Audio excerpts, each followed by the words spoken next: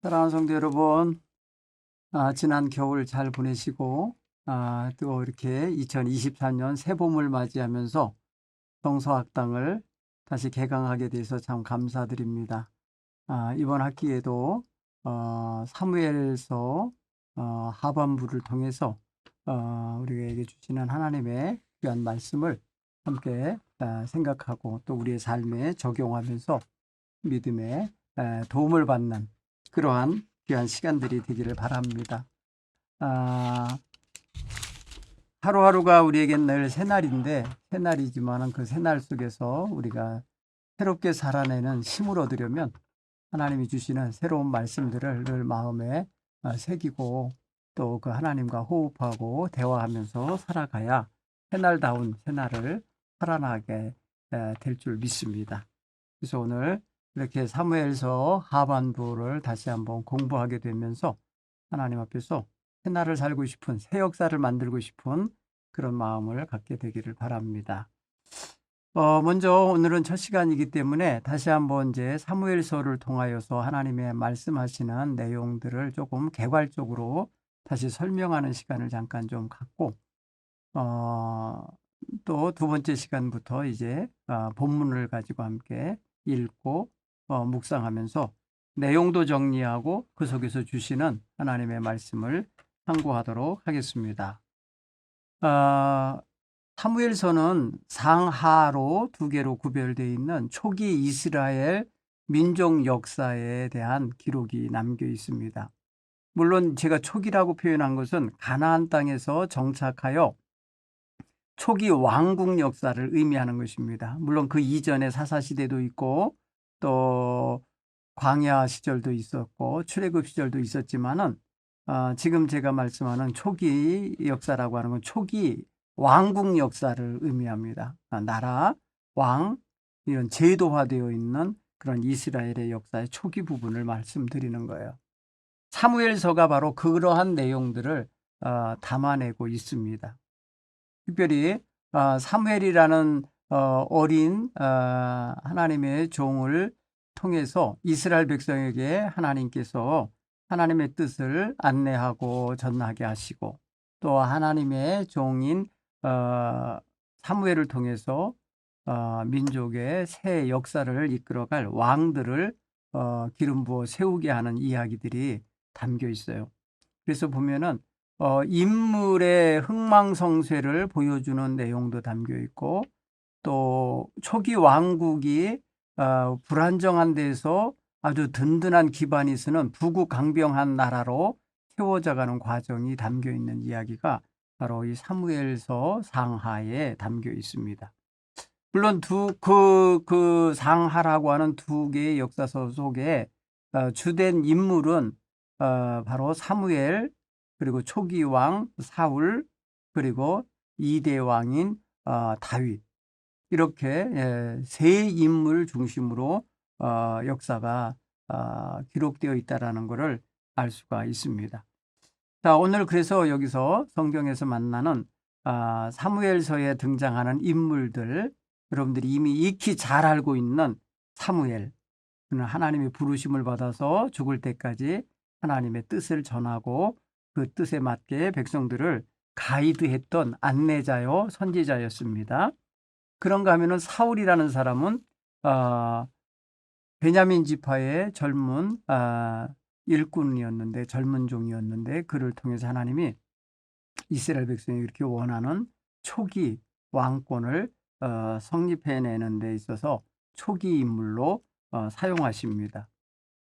그리고 두 번째로 소년 다윗을 하나님이 기름 부어서 세우시면서 다윗을 통해서 위기의 이스라엘을 구원하죠. 위기에 놓인 이스라엘, 블레셋의 골리앗이라고 하는 엄청난 그런 어떤 용사 앞에서 정말 힘없이 두려움에 떨고 있던 이스라엘 백성들을 구해내는 그런 이야기가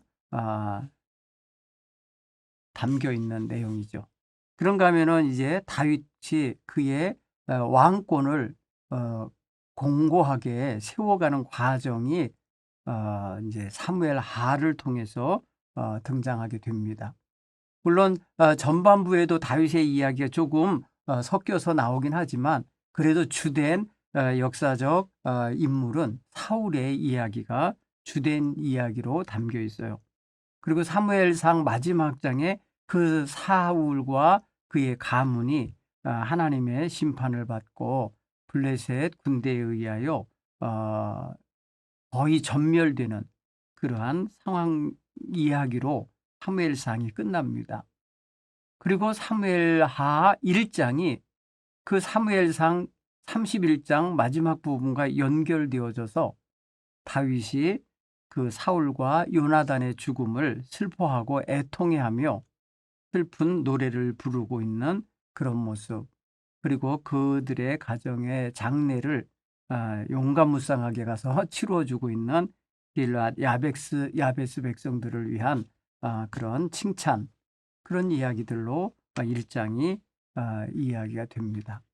특별히 사무엘상은 초기 이스라엘 왕국이 형성되는 과정에서 여러 가지 뭐랄까요, 그 좀 나약한 부분, 아직 미정비된, 그리고 아직 완비되어 있지 못한 어떤 군사 체계나 행정 체계, 그리고 지방 조직, 이런 것들이 아직 구비되어 있지 않은 상태. 그래서 아직까지도 사사시대처럼 지파 중심의 그런 나라 형태라는 것을 보여줘요. 그런데 이제 다윗의 때가 되면은 좀 다른 국가의 규모가 이제 나타나게 되고 수도가 결정돼요. 왕이 머무는 도시가 생기고 왕궁이 생기고 정규 군대가 생기고 군대 편제가 구성되어져 나오고, 그런가 하면은 각 지역에 세워지는 행정관들 내지는 뭐랄까요, 통치자들, 그런 이들이 이제 등장하게 되고, 그런가 하면은 이제 좀 더 체계적인 그런 어떤 대외 관계라 그럴까요? 외국과의 관계 속에서 당당하게 서가는 모습. 그래서 막강한 다윗 왕국으로 형성되는 과정이 사무엘 하에서 등장하게 됩니다. 이런 면을 여러분들이 이제 성경을 보면서 그냥 한 장 한 장 읽어가다 보면 이게 어느 부분인지 어떤 상황인지 구체적인 것은 읽을 수 있어도 전체적인 숲을 못 보는 게 돼요. 그래서 여러분, 성경 읽기를 자주 또 반복해서 하다 보면은 숲과 나무를 같이 보는 눈이 열려요. 그 뭐냐면 전체 그 사무엘 상하 전체 이야기를 숲이라고 생각하면 숲도 다 보이고 그 숲 요소 위치에 세워져서 자라나고 있는 나무들도 보여요. 그리고 어디에 골짜기가 있고 어디에 이런 좋은 쉴 만한 곳이 있는지 우리가 숲을 탐색하다 보면 보이듯이 사무엘 상하를 읽다 보면은 그 역사적인 그 구체적인 정황들도 알게 됩니다. 그런 면에서 볼 때에 여러분, 사무엘 상하는 한 번에 내친 김에 그냥 같이 읽어가줘야 될 그러한 짝이 되는 뭐랄까, 전편, 하편, 상하, 이렇게 나눌 수 있는 그런 책이라고 할 수가 있겠습니다. 특별히 여러분, 이 사무엘상의 이야기를 읽다 보면은 사무엘이 활동하는 시기, 아마 이제 구체적으로 아마 이제 12장, 13장 여기까지, 물론 15장에서도 등장해서 책망하는 장면이 나오는데 구체적으로 보면은 전적으로 하나님이 사무엘을 통해서 일하시는 장면은 왕이 세워지기 직전까지예요, 사실은. 그리고 왕이 세워진 다음부터는 사무엘의 역할은 왕을 견제하거나 왕을 하나님의 명령으로 인하여 이렇게 통제하고 또 방향 지시하는 그런 역할자로 등장하고 역사의 일선에서는 은퇴하는 모습으로 나타납니다. 그러니까 사무엘이라는 분은, 그러니까 짧은 기간 동안에 기록이 되어 있는 사무엘상 15장까지라고 얘기한다 그러면 짧게 이제 등장하지만 그의 시대로 따지면 그의 연배로 따지면은 어린 나이부터 늙어 죽을 때까지 쓰임 받은 사람인 거예요. 그런 면에서 생각하면은 사무엘의 또 왕국 초기에 그 뭐랄까요 사사시대에서 왕국시대로 넘어오는 이 과도기 중간의 역할자로서 아주 중요한 역할을 했던 분이라는 것을 우리는 알아야 되겠어요. 그런가 하면은 사울이라는 분은 그분은 그 사무엘이 백성들을 이끌던 시대에서 이제 다른 나라 임금처럼 왕처럼 백성들의 앞에 서서 전쟁도 이끌고 그들도 다스리고 통치하는 그런 초기 첫 번째 왕으로서 실수도 많이 하고 어떻게 해야 되는지 앞에 선례가 없으니까 정말 백성들에 의하여 휘둘림을 당하는 걸까요? 유력자들에 의해서 이렇게 끌려다니는 형식의 임금 같은 모습이 보이고 초기에 그 다음에 하반기에는 정말 거의 미친 사람처럼 자기의 정적으로 삼은 다윗을 제거하기 위해서 매진하고 있는 모습, 백성들을 돌보는 모습이나 대적과의 싸워서 왕다운 모습을 갖추는 시간보다는 성경 기록 양을 볼 때에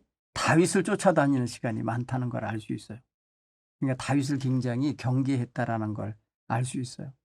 대외적인 적을 물리치고 막 나라의 위상을 높이고 막 이러는 데 신경을 안 쓰고 내부에 있는 자기의 정적으로 삼은 다윗을 제거하려는 데 마음을 썼기 때문에 어떻게 보면 좀 초라한 그러한 임금 같은 모습을 보이고 있다라는 걸 알 수 있어요. 우리가 이제 성경을 읽어서 사무엘상을 읽어서 사울이 어떻게 형식을 갖춰서 왕이 됐는지는 우리가 알 거예요. 아버지의 잃어버린 암나귀를 찾으러 다니던 과정에서 하나님이 사무엘에게 사울을 만날 수 있도록 하시죠. 그래서 은밀한 중에 그에게 기름을 부어 놓고 그 다음에 백성들을 또 미스바로 다 모이게 해서 그곳에서 함께 왕을 추대하는 형식을 받아요. 제비 뽑기를 해서 마침내 사울이 뽑힌 것처럼 그렇게 되죠. 그 초대왕 사울은 그런 면에서 백성들 보는 앞에서 제비 뽑기로 뽑혀진 형식을 갖춰서 이스라엘의 첫 번째 왕으로 세워지게 되는 거예요. 그런 베냐민 지파 속하여 있는 작은 가정의 아들이었고 기브아라는 곳에 사는 사람, 기브아 사람이라고 성경은 말하고 있어요. 사울 왕이 초대 왕으로서 등극하던 시대가 어떻게 보면은 지금부터 약 한 70년 전, 3060년 전, 뭐 이런 전이에요. 굉장히 이제 3000년 전 인물이라고 보시면 되겠어요. 그리고 난 다음에 그가 약 한 어떤 성경에서는 어떤 부분에서는 20년 뭐 왕으로 했다라고 표현을 하기도 하고 또 나중 기록들을 보면은 40년을 왕으로 됐다라고 표현하는 거 보면은 이 사울의 그 정확한 통치 기간이 확정되어져서 이렇게 우리가 말하기엔 조금 어렵습니다. 중요한 거는 이제 다윗의 시대에 대해서는 정확히 얘기를 한다는 거죠. 다윗은 사울이 약 한 40년 정도 통치한 후에 그러니까 지금부터 한 3030년 전 유다 지파의 베들레헴 출신의 이세의 8번째 아들로서 하나님 앞에 이렇게 뭐랄까요 선택을 받고 그것도 은밀한 중에 사무엘을 보내셔서 기름을 붓게 하시고 그래서 그를 하나님이 사울을 대신할 임금으로 내정하시는 이야기가 사무엘상 16장에 등장하죠. 그리고 난 다음에 그 다윗은 그 이후에 약 한 10수년을 사울 왕의 통치하에서 굉장히 괴롭힘을 당하고 쫓겨다니는 과정을 거치죠. 그리고 그 쫓겨다니는 과정이 목숨이 늘 경각에 달린 위기 상황 내지는 뭐랄까요 여러 가지 열악하고 힘겨운 상황으로 내몰립니다. 그래서 다윗이 시편에서도 많이 표현하는 거 보면은 정말 자기 생명을 위협하는 이들이 많았다는 것을 다윗 시를 통해서 보면 알 수 있어요. 그는 한때 모압이나 블레셋의 한 아기스 왕 치하 속으로 망명해서 숨어 들어가서 거기서 얹혀 지내는 기간도 일정 기간 갔습니다. 그래서 굉장히 힘들었던 시절 자기 땅, 자기 나라 안에서 못 살고 남의 나라, 남의 왕의 밑에 들어가서 용병 생활을 하던 그런 경험을 가졌어요. 어떻게 보면 이제 부끄러운 역사이기도 하고 안타까운 역사이기도 할 거예요. 개인적으로 봤을 때는. 그렇지만 그 기간 동안에 다윗은 잔뼈가 굵어요. 그리고 나름대로 그를 따르는 무리가 생겨요. 물론 뭐 썩 좋은 엘리트 그룹은 아니죠. 사회적으로 보면은 조금 하층민들이고 억울한 사람들 그리고 불량한 사람들이 주로 사울 치하에서 못 살고 도망쳐서 다윗에게로 몰려들었어요. 성경은 한때는 400명이다가 한때는 다 많아져서 600명까지 그런 사병이 모아지기도 했다고 그래요. 물론 다윗의 친가 식구들도 다윗에게 와서 의탁하여 함께 지냈습니다. 그러니까 어떻게 보면 광야 생활, 토굴 생활 아니면 남의 나라의 용병 생활 또 숲속에서 숨어 지내는 생활 그리고 변방에 떠도는 생활을 하는 동안 고난이고 힘겨움인데 그러는 동안에도 그는 하나님이 지켜주시고 생명싸개 안에 보호하시는 은총 속에서 무사히 지내게 됩니다. 그러다가 사울 왕과 블레셋의 정면 전쟁이 일어날 때에 그는 블레셋 편에서 함께 출전하게 됐다가 블레셋 군대의 중간 지도자들 참모들이 왕에게 다윗에 대한 불신임을 결의해서 다윗으로 하여금 그 전쟁에 참여하지 못하게 만듭니다. 어떻게 보면은 동족 상잔의 비극에 끼어들 뻔했는데 아니죠. 자기의 정치적 정적이 제거되는 전쟁에 참여해서 당당하게 적을 무찌를 수도 있는 그런 전쟁이죠. 물론 다만 이 민족 곧 블레셋 편에 서서 함께 싸워야 된다는 불편함이 있지만 그런 전쟁이에요. 그런데 하나님은 그 전쟁에 참여할 수 없도록 만드신 것 같은 그런 역사가 생겨요. 그게 바로 블레셋 사람들의 불신임이에요. 그로 인해서 다윗은 어쩔 수 없이 시글락이라고 하는 그 아기스 왕이 영지로 준 그곳으로 다시 출전했다가 돌아오게 되는데 돌아와서 보니까 자기의 처자식과 자기 백성 600명의 가족들이 전부 아말렉에게 잡혀서 끌려갔다는 사실을 알게 돼서 사울과 블레셋 군대가 전쟁하고 있을 그 시간에 다윗은 자기 식구들 구출하러 가는 그런 다른 길로 가서 다른 일을 하게 되는 상황으로 성경의 사무엘상 30장 이야기, 31장 이야기가 이렇게 전개됩니다. 어쨌든 다윗이 사울을 죽이러 가는 전쟁에는 동참하지 않게 됐다는 거예요. 다윗이 사울이 죽는 전쟁, 블레셋과의 전쟁에 거기에 블레셋 편에서 함께 싸운 것이 기록이 돼 있다든지 이스라엘 백성에게 알려졌다면 아마 다윗은 사울 뒤에 왕이 되는데 굉장히 어려움을 겪을 수도 있었을 거예요.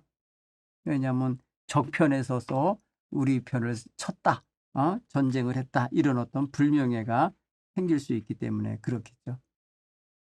어쨌든 다윗은 그런 면에 있어서 하나님의 은총을 받은 자라는 것을 이런저런 역사적 현실 속에서 경험하게 됩니다. 사울은 사실은 이제 블레셋 군대와의 전쟁에서 정말 죽임당하고 그의 왕자들도 차례대로 같이 죽게 되는 상황이 벌어지고 다윗은 아말렉과의 아말렉에게 납치당하고 뺏김을 당하여 끌려가고 있는 가족들을 구축하고 있는 상황이라 전혀 다른 역사 현장에 있게 돼요.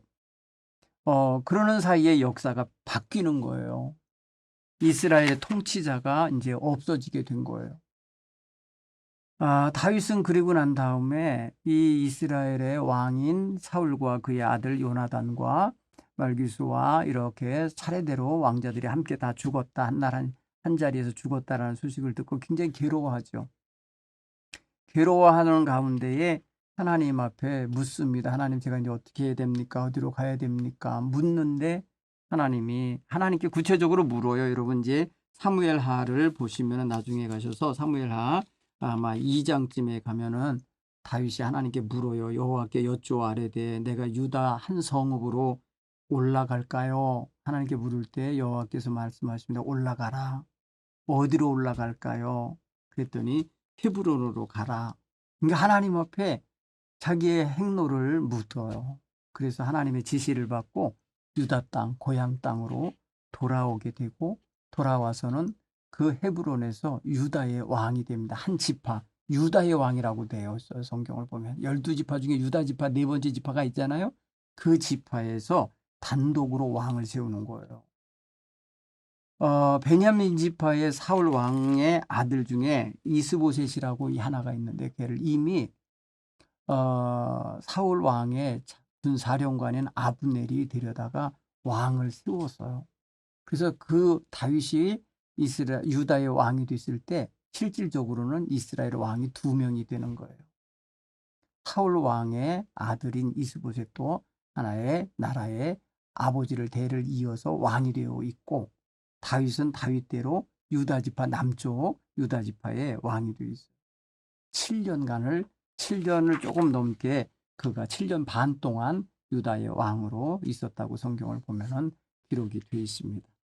자, 이렇게 보면은 이제 두 개의 왕권의 부딪힘이 등장하게 됩니다. 초기 사무엘하 초반의 이야기는 보면은 두 왕권 간의 갈등, 두 왕권 간의 이렇게 힘겨루기가 등장하는데, 그것의 그 힘겨루기가 딱 뭐랄까 끝난다고 그럴까요? 마무리되는 계기가 뭐냐면 아브넬이라고 하는 북쪽의 임금의 옆에 있는 그 참모죠. 임금 이스보셋의 사촌 형쯤 되는 사람인데, 이 사람이 등장하죠. 아마 숙부 정도 되는 거죠. 숙부, 당숙 정도. 그런데 이 사람이 자기의 사촌 형인 그 사울 왕의 부인 하나를, 젊은 여인을 자기의 여인으로 삼으려고 하는 과정이 나타나요. 그것 때문에 자기 조카 왕에게 책망을 들어요. 그것 때문에 화가 나가지고 왕을 버리기로 작정을 한 것 같아요. 자존심이 상했는지. 그리고 다윗을 찾아왔어요. 내가 위의 나라를 당신에게 바치겠다 하면서 와가지고 배신을 합니다. 자기의 임금 조카 왕을 배신하고 와서 다윗에게 평화 협정을 맺어요. 평화 협정을 맺고서 이제 돌아가려고 할 때에 돌아가게 되죠. 그런데 다윗의 참모가 또 있어요. 다윗의 조카의 누나의 아들인 요압이라는 자가, 자기 동생을 죽인 자가 바로 아브넬인데, 그가 편안하게 다윗 왕을 만나고 가는 것이 못마땅했어요. 그래서 중간에 전령을 보내갖고 왕이 다시 보존되더라 하고 다른 길로 유인해갖고 살인을 해버립니다. 그래가지고 다윗의 진노를 사게 되죠. 여러분, 평화협정을 맺으러 온 특사를 죽여버린 거예요. 그래갖고 사실은 북쪽의 이스보셋이라는 임금에게선 굉장히 힘이 되는 군사령관인데, 그가 사라져버리자 힘의 균형이 확 바뀌어버려요. 그리고 다윗은 형식적으로 보면은 상당히 마음 괴로워하죠. 괴로워하고 특히 자기 왕권의 뒷배가 되는 요압이라는 그 군대 사령관의 세력이 너무 크고, 자기가 왕이 됐는데도 자기를 무시하고 행동한 것에 대하여 의식하게 돼요. 나중에 솔로몬에게 왕권을 넘길 때에 그 부분을 당부하게 됩니다. 그러니까 다윗은 사실 그런 면에 있어서 약한 면이 있었던 거예요. 왜냐하면 자기를 호위하고 자기를 어, 정치적으로 뒤에서 힘이 되어주는 군대, 그 군대를 이끄는 요압이라고 하는 장수는 무시 못할 존재이기 때문에 그로 인해서 많이 힘든 그런 내면의 시간을 갖게 되는 거예요. 자, 여러분 그 이후의 이야기는 이제 성경 본문을 읽어가면서 나중에 공부하면서 한번 하나하나 살펴볼게요. 다윗은요, 이 사무엘하 이 초반부에서 사울 왕이라고 하는 베냐민 지파의 기름 부음을 받아서 임금됐던 사울이 죽고 그의 아들이 정통성 있게 임금이 된 거예요. 이스보셋이라는 아들이. 그런데 그 아들이 뭐랄까요? 힘이 없어요. 왜냐하면 갑작스럽게 벌어진 일이기 때문에. 그리고 그 나라 북쪽 나라 11지파를 이끌고 가던 그 군대 사령관이 남쪽에 내려와서 평화조약을 맺고 가다가 죽임당했어요. 그러니까 완전히 무주공산처럼 돼버린 거예요. 어떻게 보면은 이 나라가 진짜 어지러운 거예요. 그러자 그 나라 저기 왕의 신하증 둘이 왕을 살해해버리고 다윗에게로 귀순합니다. 지네 나라 왕을 죽이고 우리가 이렇게 했습니다라고 하면서 마치 1등 공신으로 뭐랄까 이렇게 칭찬받을 줄 알고 다윗에게 와서 이렇게 보고했을 때 다윗이 너무너무 불쾌해하고 화를 냅니다. 네가 너희 왕을 죽일 수가 있냐 신하가. 그래서 그들을 사형시켜버려요. 이걸 배신자는 또 배신할 수도 있으니까 할 수도 있겠지만은 옳지 못한 짓을 하고 와서 상받기 원하니까 이들을 제거해버립니다. 자, 그러면 실제적으로 보면 저쪽 북쪽 나라는 굉장히 불안정한 나라가 되어 있는 거예요. 그렇죠? 네.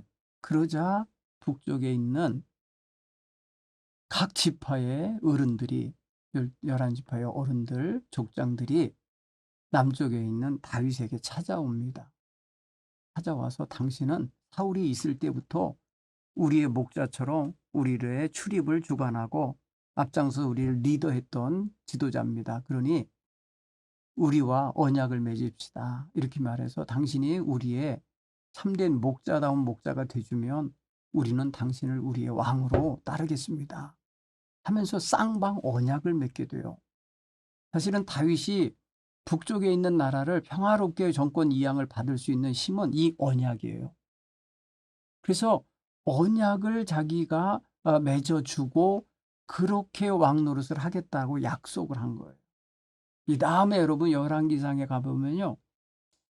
솔로몬이 죽고 솔로몬의 아들 르호보암이 왕 될 때 그가 솔로몬이 너무 아주 압제하면서 너무 힘들게 건축 사업을 하고 막 이런 국가 체계를 잡는다고 하면서 많은 무거운 세금과 부역을 강요했던 역사가 있었거든요. 나중에 그때 좀 가볍게 해달라고 했을 때 르호보암이 나는 우리 아버지가 한 게 손가락같이 한 거라면 나는 허리같이 하겠다고 하면서 더 강화시킬 거를 얘기하는 바람에 북쪽에 있었던 그 족장들이 다 돌아서서 떠납니다. 그때의 언약 파기를 선언합니다. 이스라엘아 돌아가자 이러면서 가고 다윗아 너는 내 집이나 돌봐라 하고 다윗을 거기서 거론합니다. 다윗의 손자 때 이야기인데 다윗의 이야기래요. 왜냐하면 다윗과 언약을 맺은 것 때문에 지금까지 지키면서 솔로몬의 그 압제와 그 무겁게 만든 부역과 세금에 시달리면서도 참아왔는데 이제 더 이상 못 참아 이러면서 헤어질 때 그 언약을 파기합니다. 여러분 성경을 볼 때 그런 게 보여야 돼요. 자, 오늘 우리가 한 다윗의 이야기를 이제 또 좀 살펴보면요. 다윗이 왕이 돼갖고 왕권을 강화시켜가는 과정이 보일 겁니다.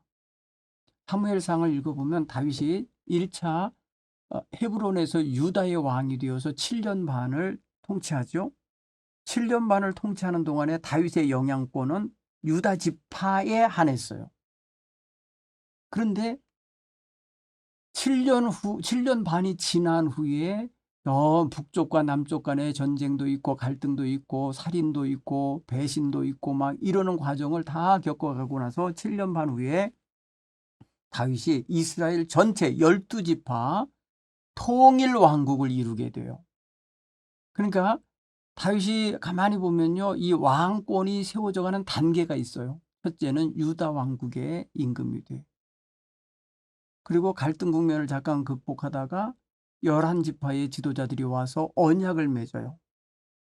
언약을 맺음으로 인해서 통일 왕국 이스라엘의 당당한 왕으로 등극하게 돼요. 여러분 사무엘하 5장을 보면 그 얘기 나와요.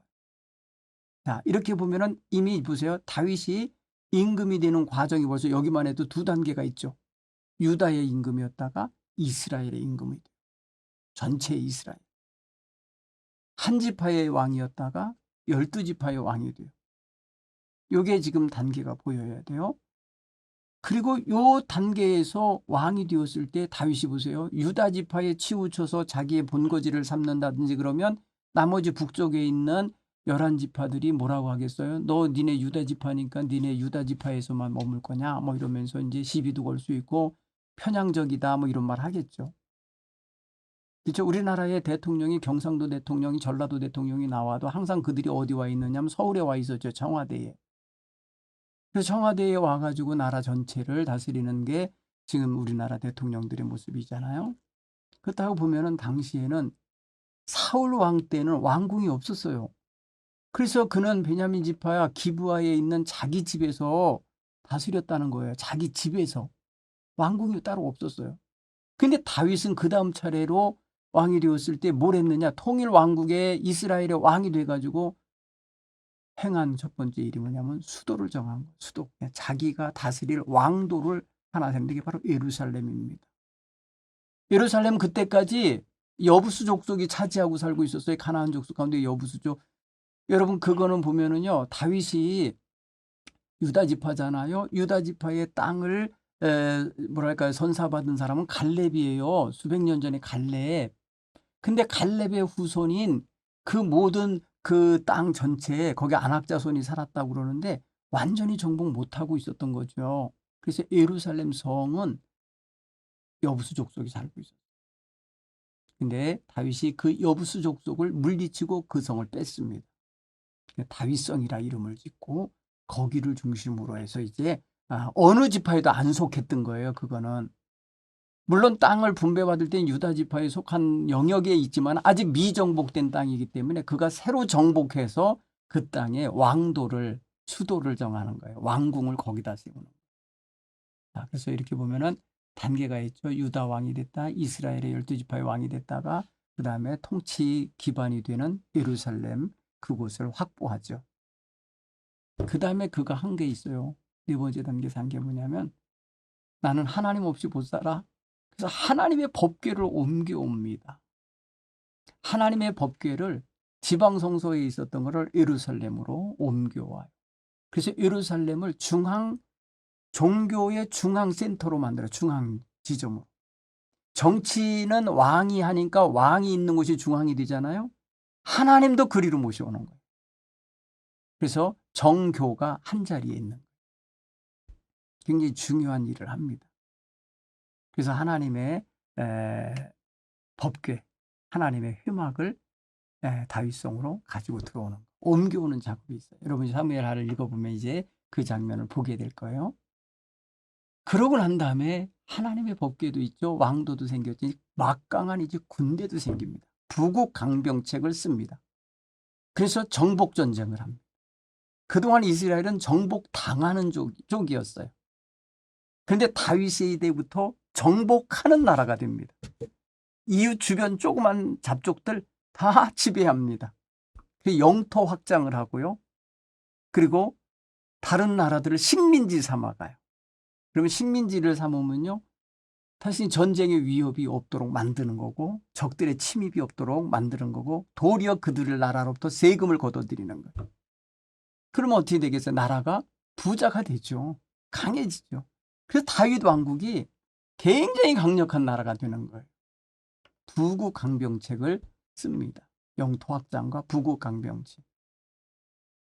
그렇게 해서 나라를 안정시키고 자기의 따르던 참모들 다 군사령관이나 이런 사람들로 세우고 자기 아들들을 다 지방 행정관으로 세우고 통치하게 하고 왕궁 관리들로 세워서 체계를 잡습니다.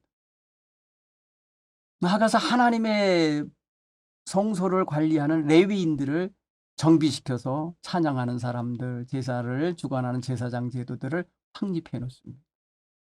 나라의 규모를 잡는 거죠. 자, 이런 이야기가 이 사무엘 하에 등장을 해요. 그리고 사무엘 하를 통해서 그가 말무리하려고 하는 것 중에 하나가 뭐가 나오느냐면 하나님 성전을 짓고 싶은 마음을 가지고 준비하는 자들이 나옵니다. 다윗의 시대는 준비 기간이에요. 성전 건축 준비 기간. 자, 그렇게 보면은요, 다윗의 이야기 굉장히 재밌게 흥미진진하게 전개될 거라고 봐집니다. 여러분, 사무엘상 하에서 신학적으로 딱히 주제가 되고 부딪히는 점들이 있다면 뭐냐면 하나님의 주권, 그 신권과 그 다음에 왕이 다스리면서 왕이 자기의 왕입니다라고 하면서 하려고 하는 왕권, 그리고 그 사이에서 하나님과 왕 사이에서 하나님의 뜻을 전하는 선지자권, 선지자의 권위, 이게 서로 이렇게 맞물려 돌아가고 있는 걸 보게 될 겁니다. 궁극적인 통치자는 하나님이셔요. 보세요. 그렇죠? 역사의 인물을 바꿔내는 게 하나님이 하시잖아요. 사울을 세운 것도 하나님이시고 사울을 세운 것에 후회하셔서 내려놓고 다윗을 세우는 것도 하나님이시거든요. 하나님 뽑아놓으시거든요. 그 과정에 연결해서 일하시는 분이 바로 선지자 사무엘. 물론 나중에 이제 궁중에 이제 다윗의 궁중에 선지자 한 사람이 더 등장하는데 바로 나단 선지자가 등장하게 되죠. 하나님의 말씀을 전해서 다윗이 잘못하고 빗나갔을 때 꾸짖는 역할도 선지자가 합니다. 결국에는요, 왕권과 선지자는 갈등하게 돼 있어요. 왕이 늘 하나님의 뜻대로만 잘 살면 좋은데 왕이 왕임내 하고 자기 멋대로 하는 행동이 있을 때 그것을 통제하고 그것을 관리하는 부분이 바로 선지자의 역할입니다. 그 다음에 여러분 보면은요, 하나님께서 왕을 세워놓으시고 왕을 잘못 세웠다해서 후회하시는 장면도 나와요. 그게 사무엘상에서 나오는 거예요. 그죠? 내가 사울을 세운 걸 내가 후회하노라 이렇게 하면서 안타까워. 그게 여러분 13장, 사무엘상 13장, 15장의 사건을 통해서 보여지고 있어요. 그 다음에 여러분 사무엘상하를 통해서 보면은 하나님의 영의 역사가 등장합니다. 하나님의 영이 감동하여서 예언을 하고 있는 초기 사울의 모습, 그저 선지자 무리들과 함께 예언하는 장면 나오죠. 새 사람이 되는 모습이 나오죠. 그런가 하면은 사울이 빗나갔을 때에 하나님이 부리시는 악한 영이 사울을 괴롭히고 힘겹게 하는 이야기가 나오죠. 그런가 하면 다윗이 기름 부음 받았을 때에 하나님의 영이 그에게 감동되어서 늘 떠나지 아니하고 그를 인도하고 있는 장면이 나와요. 그러니까 하나님의 영에 대한 이야기를 여러분들이 사무엘 상하를 통해서 발견하시면 좋겠어요. 그 다음에 사무엘 상하의 이 기본 베이스에는 뭐가 흐르고 있느냐면요, 신명기에서 가르친 신명기적 교훈이 흘러가요. 그래서 신명기의 사상이 이 사무엘 상하에 이렇게 밑에 깔려서 베이스처럼 흘러가는데, 냇물처럼 흐르는데, 그게 뭐냐의 원리냐면은 하나님 말씀대로 순종하면 복을 받고 하나님의 말씀에 불순종하면 심판을 받는다고 하는 신명기의 아주 강력한 가르침이 거기에 흘러요. 그래서 죄를 지은, 하나님의 뜻에 불순종하고 죄를 지은 사울이 징계당하는 장면 나오죠. 그리고 빼앗김을 당하고 심판받고 마침내 왕권을 자식들에게 온전히 넘겨주지 못하고 망하는, 그런 게 뭐예요? 하나님에 대하여 거역하고 자기 뜻대로 행동한 죄 때문에 그런 일이 벌어지게 되는 거죠. 그러면 여러분 사무엘상 그 초반부에 누구의 집안이 그렇게 심판을 받냐면 엘리 제사장의 집안이 왜 심판을 받았냐? 하나님의 뜻대로 제사장들이 거룩하게 살지 못하고 죄를 짓고 악을 행하니까 하나님이 그 집안을 지리멸렬 당하게 하시는 거예요. 멸절 당하게 하셔서 아무것도 남지 않는 그런 집안이 되게 만드는 걸 보시면 하나님의 심판이 죄에 대하여 아주 엄중하게 내려지고 있다라는 거죠. 그 죄의 결과는 심판이라는 것을 분명히 말해주고 있어요. 자, 우리가 그런 면에 있어서 초기 이스라엘 역사가 이스라엘 그 왕국 역사가 이렇게 든든히 서는 관계 속에서 서는 과정 속에서 꼭 보아야 될 것은 하나님의 커다란 손이에요. 손. 일하시는 손. 여러분 이런 걸 볼 수 있는 눈이 열리기 바랍니다. 사람을 통해서 역사가 진행되지만은 그 역사 이면에서 주장하시고 주관하시는 분은 여호와 하나님이시라는 걸 알 수 있어요. 하나님은 거기서 그 역사를 바꾸거나 역사의 새로운 사건들이 이렇게 일어나는 데 보면은 꼭 신앙의 사람들, 신앙의 고백과 함께 신앙적으로 서는 사람들을 통해 새 역사를 만들고 있다는 걸 발견하게 될 겁니다. 그렇죠? 한 예로 여러분 다윗이라고 하는 어린 소년이 골리앗을 때려치는 거 있잖아요. 골리앗을 죽이는 장면을 보면은 그거 여러분 보세요. 신앙의 사람으로서 어떻게 서 있는가를 보십시오. 그가 입에서 나오는 말 한마디 한마디 하나님의 구원은 사람의 뭐 칼과 창에 있는 게 아니다. 뭐 이런 거 하면서 하나님이 오늘 너를 내 손에 맡겼다. 네가 하나님의 이름을 망령되이 이끌며 모욕했다. 오늘 너는 하나님이 내 손에 붙였다 하면서 전적으로 하나님에서 하나님이 자기와 함께하는 걸 말해요. 그렇죠? 그런 걸 생각해 보면은 하나님께서 새 역사를 만들어내는 데 있어 필요한 일꾼들을 쓰실 때 신앙의 사람, 하나님 마음에 합한 사람을 들어 쓰신다라는 걸 알 수 있어요. 그가 나이가 많든 적든 간에 하나님의 뜻에 맞는 사람을 통해서 일하고 계시다라는 걸 발견하게 될 줄 믿습니다. 그러면서 여러분이 사무엘하 상하를 쭉 보시면서 이제 하나님의 절대 주권을 발견할 수 있기 바랍니다. 왕을 왕되게 하시는 분도 하나님이시고 왕이 잘못했을 때 그를 갈아치우시는 분도 하나님이시고 새 왕을 찾아 뽑아 세우시는 것도 하나님이시고 그를 통하여 그의 백성들을 통치하게 이끄시는 분도 하나님이시라는 걸 알 수 있어요.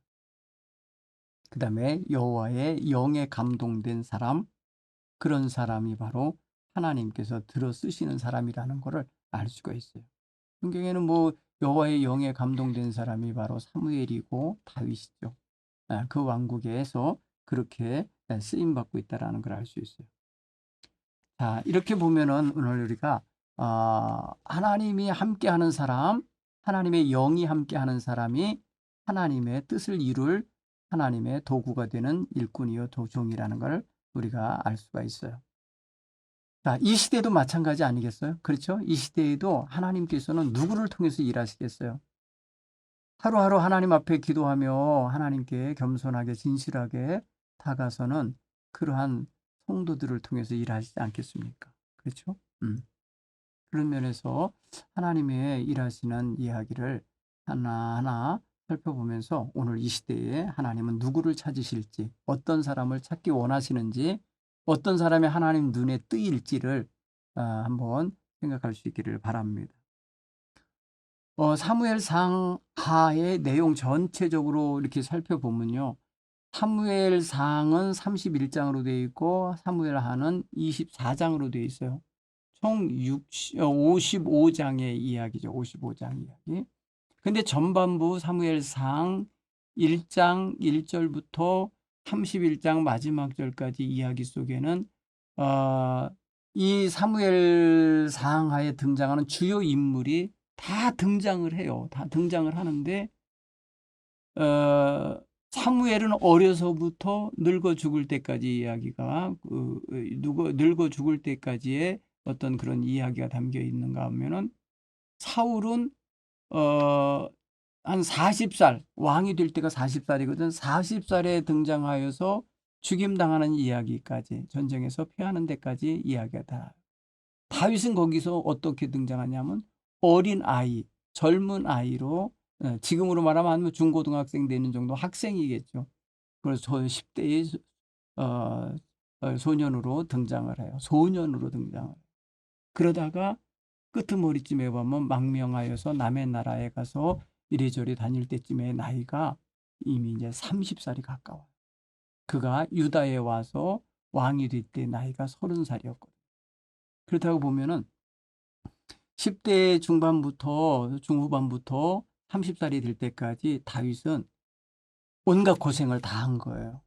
쫓겨다니는 거죠. 물론 전쟁터에서 골리앗을 친 나이는 언제인지 모르지만은 어쨌든 간에 그 시절이고, 그 다음에 왕에게 두각인해서 천부장도 되고 가서 블레셋 군대들과 싸우는데 앞장서야 될 때도 그때 그 청년기고, 그리고 다윗의 딸과 결혼을 시켜갖고 사위 노릇을 잠깐 하는 동안도 그때고, 그리고 그가 도망 다녀야 할 때도 역시 그 20대 때예요.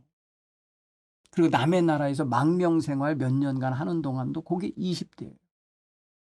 그리고 돌아와서 이제 나라의 유다의 왕이 될 때가 30살인 거예요. 그게 보면은 다윗이 초반에 그 30살 되기 전 초반에 굉장히 많은 고난을 당했구나라는 걸 알 수 있어요. 젊어서 고생은 사서도 한다는데 다윗이야말로 진짜 고생을 그렇게 하게 됐습니다. 자, 그렇게 보면서 여러분, 다윗의 인생은 거기 젊은 시절의 이야기가 사무엘 상에 있다라는 걸 알 수 있어요.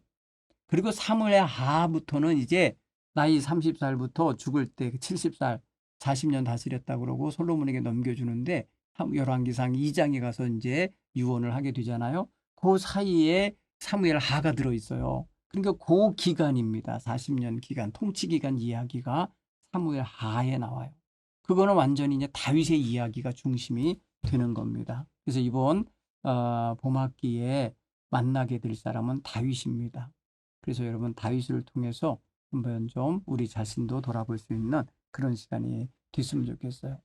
여러분, 모든 인생도 그렇고 역사, 국가의 역사도 그렇고 이게 흥망성쇠가 있어요. 이렇게 흥하여지다가 쇠하여지는 지점이 있다고요. 모든 역사가 다 그럴 겁니다만은 오늘 이 다윗의 인생도 보면은 이제 막 흥해가는, 나라를 완전히 부국하게 만들고 부국강병하며 나가는 그런 시절이 있고, 어느 계기가 돼서 말입니다. 위기가 있어요. 위기가 있죠. 그게 위기가 있는 장면을 보면은 죄와 관계가 있어요. 죄. 다윗이 밧세바를 범하는 범죄가 그 결과가 그 집안에서 칼부림이 나고 피 흘림이 있을 거라고 하는 예언을 들은 이후에 그 가정에서 자식들 간에 이복 형제들 간에 살인극이 벌어지고 간음하는 일이 벌어지고 또 거기서 도망쳐서 망명하는 일도 생기고, 나중에 아버지를 배신하고 아버지의 백성을 자기의 어떤 전위 부대로 삼아서 반역을 일으켜서 반란을 일으키는 압살롬 같은 상황이 나오고, 그 반란군의 수장인 압살롬이 자기 군대 용사의 창에 아주 그냥 찍혀 죽여야만 당하는 그런 슬픈 일도 있고, 어떻게 보면 이게 완전히 위기에서 이제 퇴락하고 있는 장면을 보여주는 거예요. 나중에 가면 정권 갈등이 있어요. 왕권 갈등. 왕권을 누가 차지할 거냐 갖고 이제 솔로몬과 아도니아라고 하는 형제 간의 그런 어떤 아주 세력 싸움이 벌어지죠. 그런 것들이 뒷부분에 나옵니다. 여러분, 그러니까 다윗의 인생의 흥망성쇠를 한번 이렇게 보셔야 되겠어요. 흥하고 망해가 인생의 어떤 마지막 부분, 또 쇠하는 부분 보셔야 돼요. 그 사이에 들어있는 것들이 여러 가지 전쟁 이야기도 있지만은 밧세바를 범하는 음란한 이야기도 있고, 두 아들의 어떤 그 반역의 사건도 벌어지고, 또 이런저런 뭐랄까요, 갈등 요소들이 등장하는 것을 보게 될 텐데, 여러분, 그거는 본문을 하나하나 읽어갈 때 이런 부분이군요, 이런 부분이군요 라는 걸 알 수 있어요. 네. 자, 그런 면에 있어서 오늘 우리가 개론적으로 사무엘 하를 이렇게 이제 상과 함께 연결해서 보았습니다. 이번 시간에 여러분들이 사무엘서에 대한 다시 한번 좀 이게 자각하시고, 또 이런 내용을 가지고 공부하겠구나라고 하며 감을 잡으시길 바랍니다. 감사합니다. 우리 다음 주에 본문을 가지고 함께 다시 만나겠습니다. 안녕히 계세요.